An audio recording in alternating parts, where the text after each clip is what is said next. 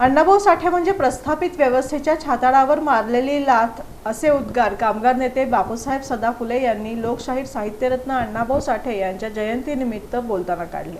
महामानव doctor Babasaheb Ambedkar trade युनियनच्या वतीनं लोकशाहीर साहित्यरत्न अण्णाभाऊ साठे यांच्या जयंतीनिमित्त त्यांच्या प्रतिमेला पुष्पहार अर्पण करून अभिवादन करण्यात आलं। यावेळी अण्णाभाऊ साठे यांच्या क्रांतिकारी विचारांना उजाळा देत त्यांच्या कार्याचं स्मरण करण्यात आलं। कार्यक्रमात अध्यक्ष तथा कामगार नेते बापूसाहेब सदाफुले यांनी आपल्या भाषणातून अण्णाभाऊ साठे यांच्या साहित्याचा आणि संघर्षमय जीवनाचा गौरव केला।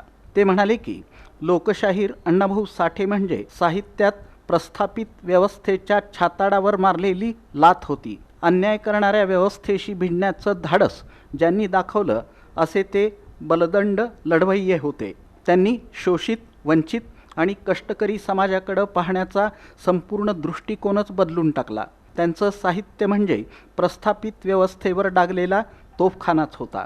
अण्णाभाऊंची भाषा AC रूममध्ये बसून लिहिलेली नव्हती, ती लोककलेतून, जनतेच्या आक्रोशातून, रस्त्यावरच्या संघर्षातून आणि मातीच्या अस्सल गंधातून जन्माला आली होती। म्हणूनच त्यांच्या साहित्याला आजही जनतेच्या मनात अढळ स्थान आहे आणि ते अन्यायाविरुद्ध लढण्याची प्रेरणा देत राहते।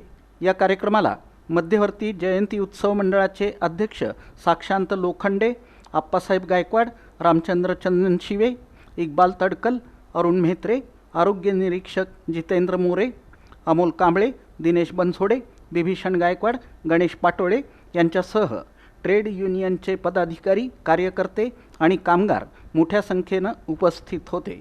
कार्यक्रमाच्या शेवटी उपस्थितांनी लोकशाहीर अण्णाभाऊ साठे यांच्या विचारांचा वारसा पुढे नेण्याचा संकल्प व्यक्त केला।